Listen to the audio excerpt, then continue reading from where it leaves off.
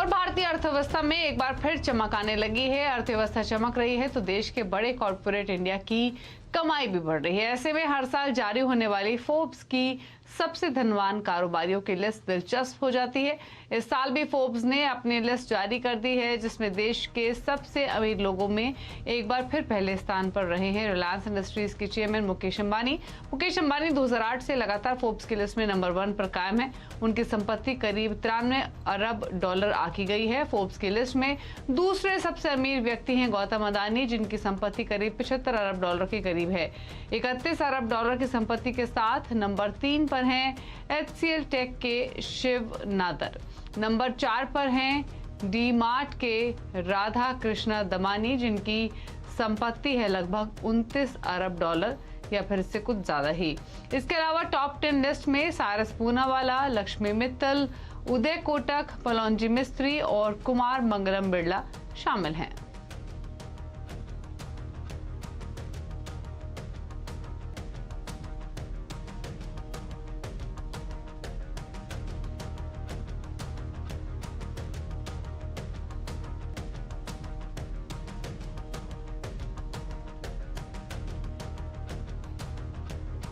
और रिलायंस इंडस्ट्रीज की subsidiary Reliance retail ventures limited ने भारत में 7-11 स्टोर्स खोलने का ऐलान किया है। इसके लिए रिलायंस रिटेल ने 7-11 के साथ अग्रीमेंट किया है। इसके तहत 9 अक्टूबर को मुंबई के अंधेरी ईस्ट में पहला 7-11 स्टोर खुलेगा।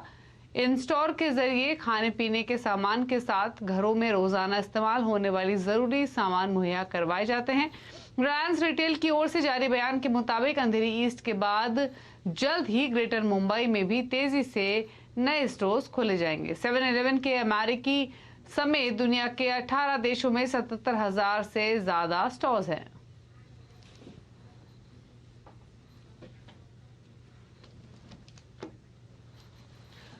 और अब बात करेंगे मार्केट अपडेट की। नवरात्र के पहले दिन बाजार में बुल्स ने कमाल दिखाया। अक्टूबर सीरीज की पहली वीकली एक्सपायरी पर बाजार झूमा। सेंसेक्स और निफ्टी में शानदार बढ़त देखने को मिली। निफ्टी 17,800 के पार टिकने में कामयाब रहा, तो वही सेंसेक्स में करीब 500 पॉइंट की तेजी रही।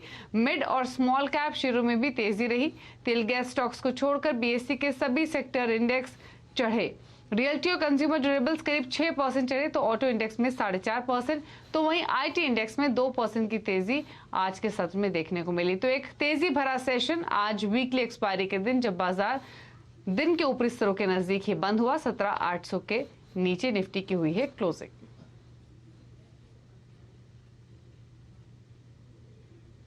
और लखीमपुर हिंसा मामले पर सुप्रीम कोर्ट में आज अहम सुनवाई हुई। सुप्रीम कोर्ट ने यूपी सरकार को 1 दिन का वक्त दिया है और शुक्रवार को स्टेटस रिपोर्ट दाखिल करने को कहा है। इस रिपोर्ट में अब तक कितने लोगों के खिलाफ मुकदमा दर्ज हुआ है, कितनों को गिरफ्तार किया गया है, इस बारे में जानकारी मांगी है। कोर्ट ने सरकार को यह भी कहा है कि मृत किसान लवप्रीत सिंह की मां के इलाज के लिए हर संभव मदद की जाए। लखीमपुर पर और अपडेट ले लेते हैं। हमारे साथ मौजूद है संवाददाता प्रांशु मिश्रा। प्रांशु, बताइए लखीमपुर मामले में अब तक का ओवरऑल अपडेट क्या है और कहां पहुंचा है ये पूरा मामला? देखिए, लखीमपुर घटना पर जो सियासी संग्राम छिड़ा हुआ था उसके धीरे धीरे कम पड़ने के साथ ही जो इस मामले में जांच है वो अब रफ्तार पकड़ती दिखाई दे रही है। और जिस तरीके से आज सुबह सुप्रीम कोर्ट ने राज्य सरकार से काफी सख्त लहजे में पूछताछ करी और उससे ये कहा कि कल आप इस मामले की प्रोग्रेस रिपोर्ट दाखिल करें, उसके बाद अभी 2 अभियुक्तों की गिरफ्तारी हुई है। इन दोनों के ऊपर आरोप है कि ये लोग उस काफिले का हिस्सा थे जिसने निर्दोष किसानों के ऊपर गाड़ी चढ़ाई। लवकुश और आशीष पांडे नामक ये 2 लोग गिरफ्तार किए गए हैं। हालांकि अभी भी जो मुख्य आरोपी हैं आशीष मिश्रा, केंद्रीय गृह राज्य मंत्री अजय मिश्रा के बेटे, वो अभी फरार बताए जा रहे हैं। तो कल तक आशीष मिश्रा लखीमपुर में थे, बराबर ये बात कह रहे थे कि वो हर हाल में कानून का साथ देंगे, जांच एजेंसियों का सहयोग करेंगे। लेकिन आज ऐसी बात यूपी पुलिस की तरफ से आ रही है कि आशीष मिश्रा फिलहाल अभी अपने घर पर नहीं है। वो कहाँ हैं, उनकी लोकेशन ट्रेस करने की कोशिश की जा रही है। कुछ टीमें बनाई गई हैं जो लगातार कुछ खास स्थानों पर दबिश दे रही हैं ताकि आशीष मिश्रा को गिरफ्तार किया जा सके। तो ये अब साफ है कि केंद्रीय गृह राज्य मंत्री के बेटे को गिरफ्तार करने की पूरी कोशिश की जा रही है। संभावना इस बात की भी है कि आशीष मिश्रा सरेंडर कर सकते हैं पुलिस या कोर्ट के सामने। तो देखना होगा कि अगले कुछ घंटों के अंदर आशीष मिश्रा के बाबत किस तरह की खबर उत्तर प्रदेश पुलिस जारी करती है, लेकिन उनकी गिरफ्तारी की पूरी कोशिश की जा रही है। शुक्रिया आपका प्रांशु, ये पूरी डिटेल्स बताने के लिए। तो इस पूरे मामले पर हमारी नजरें टिकी हुई हैं, जो भी और डिटेल्स आएंगे वो आप तक पहुंचाएंगे। लेकिन क्या लखीमपुर अब यूपी का सियासी अखाड़ा बन गया है? आज आवाज अड्डा में इसी पर होगी बड़ी चर्चा 5:57 पर।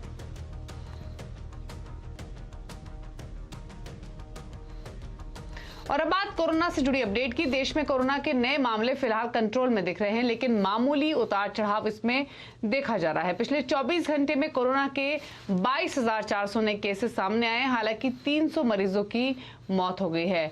लेकिन अब त्योहारी सीजन है तो बहुत सावधान रहने की जरूरत है। मुंबई में अचानक से कोरोना के केस एक बार फिर से बढ़े हैं। 24 घंटे में 600 से ज्यादा केस सामने आए हैं, जो 90 दिन में सबसे ज्यादा है। पूरी अपडेट लेते हैं रोहन सिंह से। रोहन, बताइए क्या हालात हैं ओवरऑल और क्या कहते हैं आंकड़े? जी, हालांकि ओवरऑल अगर आंकड़ों की बात करें तो अभी भी काफ़ी कुछ हद तक नियंत्रण में लग रहा है, लेकिन कुछ जगहों के जो आंकड़े हैं वो चिंता की बात ज़रूर लाते हुए दिख रहे हैं, क्योंकि एक तरफ त्योहारी सीजन शुरू हो गया है और वहाँ पे कुछ पॉकेट्स में मामले अचानक से बढ़ गए। अगर कुल मिला के मामलों की बात करें तो लगभग 22,400 के लगभग नए मामले पिछले 24 घंटों में सामने आए हैं। अगर कल से कंपेयर करें तो कल 18,000 के लगभग थे, तो एक थोड़ा सा हमें उछाल दिख रहा है। ठीक उसी तरह जो दैनिक मौतें होती हैं कोविड की वजह से, उसमें पिछले 24 घंटों के दौरान 318 लोगों की मौत हुई है, जबकि कल हमने देखा था 270 के लगभग मौत हुई थी। तो यहाँ पे भी एक इंक्रीज देखने को मिला है। और अगर जिन राज्यों की बात करें जहाँ सबसे ज्यादा मामले सामने आ रहे हैं, तो केरल में बना हुआ है, काफी ज्यादा नंबर सामने आए हैं। लगभग 12,600 नए मामले सामने आए हैं अकेले पिछले 24 घंटों के दौरान। और महाराष्ट्र में भी लगभग 2,800 के लगभग मामले सामने आए हैं। अकेले मुंबई की बात करें तो 600 से ज्यादा 624 के लगभग मामले सामने आए हैं। तो ये कुछ पॉकेट्स हैं जहाँ चिंता की बात बनी हुई है, जहाँ जो संख्या है वो कम होने का नाम नहीं ले रही है। और खासतौर पर इसलिए क्योंकि त्योहारों का मौसम शुरू हो रहा है। और महाराष्ट्र की अगर बात करें, मुंबई में बीएमसी ने भी एक अलर्ट जारी किया है कि आप जो नवरात्र मना रहे हैं, जो तमाम पूजा पाठ कर रहे हैं, वो एक जो है सोशल डिस्टेंसिंग का पालन करते हुए करें। तो इस तरह के अलग अलग शहरों में हम देखेंगे आने वाले दिनों में कि इस तरह के अलर्ट जरूर जारी होंगे। बहरहाल अगर वैक्सीनेशन की बात करें, वो भी थोड़ा सा स्लो जरूर हुआ है। लगभग 43 लाख डोजेस पिछले 24 घंटों में दी गई है। और इसके साथ अगर जो कुल मिलाकर देश भर में कुल डोज दी गई है वो 92.64 करोड़ के लगभग पहुंच चुकी है।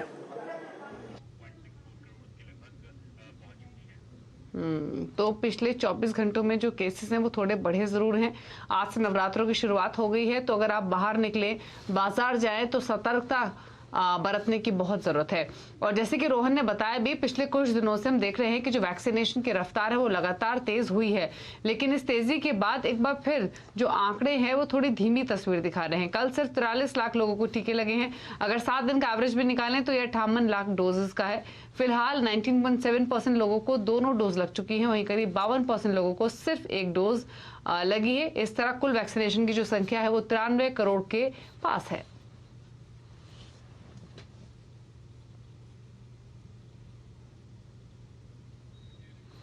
और भारत में हर दिन टीकाकरण के आंकड़े बढ़ रहे हैं, लेकिन टीका लगवाने को लेकर लोगों में झिझक अभी प्रशासन के लिए परेशानी का सबब बनी हुई है। इंदौर के एक परिवार ने टीका लगवाने से सिर्फ इसलिए मना कर दिया क्योंकि उन्होंने अफवाह पर विश्वास किया। इसमें कहा गया है कि टीका लगवाने से मौत हो जाती है। टीकाकरण को लेकर नेटवर्क 18 और फेडरल बैंक की जागरूकता मुहिम संजीवनी, देखिए खास रिपोर्ट।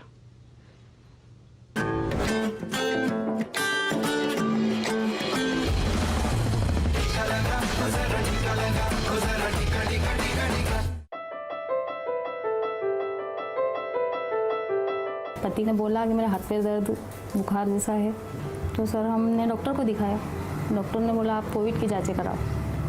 हमने कोविड की जांचें करवाई सर, तो कोविड बताया। तो हम सब लोग घबरा गए। फिर हमने इंदौर सिटीजन में इनको एडमिट किया। फिर वहाँ इलाज शुरू हुआ सर। 10 दिन वहाँ रहे, आईसीयू रूम में रहे। हम जिस दिन गांव में आए थे, वैक्सीनेशन सर्वे के लिए कुछ घरों में सर्वे करा हमने। उसके पश्चात हम इनके घर आए तो उनके घर के जो सदस्य थे उनसे हमने सर्वे किया कि आपके यहाँ वैक्सीनेशन हुआ कि नहीं हुआ। तो उनके घर में 2 जनों का वैक्सीनेशन हो चुका था। तो हमने बोला आपके घर में कितने सदस्य हैं? तो उन्होंने बोला 8 सदस्य हैं। तो 8 सदस्य के बाद हमने पूछा कि बाकी लोगों ने क्यों नहीं कराया? तो उनके घर में बोले कि हमारे पापा को कोविड हो चुका था और कोविड होने के कारण अब वैक्सीनेशन हम नहीं करा रहे, क्योंकि आसपास के गांवों से हमारे परिचितों से हमें जानकारी मिल रही है कि यानी कि वैक्सीनेशन लगाने से लोग मर जाते हैं, बीमार हो जाते हैं। कुछ तो अफवाहें थी कि इससे कुछ लोग मर जाते हैं, बहुत तेज़ बुखार आता है। तो मेरे हस्बैंड बीमार थे, इसलिए हमने सोचा सर कि अगर हम वैक्सीन लगा लेंगे तो हम भी घबरा गए थे कि लगाने से हम बीमार हो जाएंगे या कुछ हो जाएगा। तो हमने किया कि नहीं, हम वैक्सीन नहीं लगाएं। संजीवनी संस्था को मैं धन्यवाद देता हूँ। उन्होंने हमारी बहुत हेल्प की है, हमारे घर पर आकर समझाया कि आपको वैक्सीन लगाना है। जो स्कूल तक नहीं पहुँच पाते थे उनके लिए उन्होंने गाड़ी की व्यवस्था भी की, ले गए और लाए भी सही।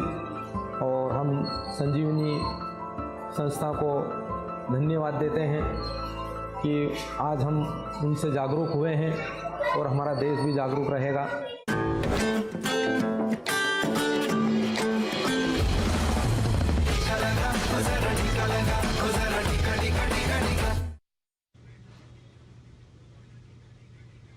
चलिए इसी के साथ एक ब्रेक के लिए रुक रहे हैं, जल्द वापस आते हैं और ब्रेक के उस पार कुछ और खबरें।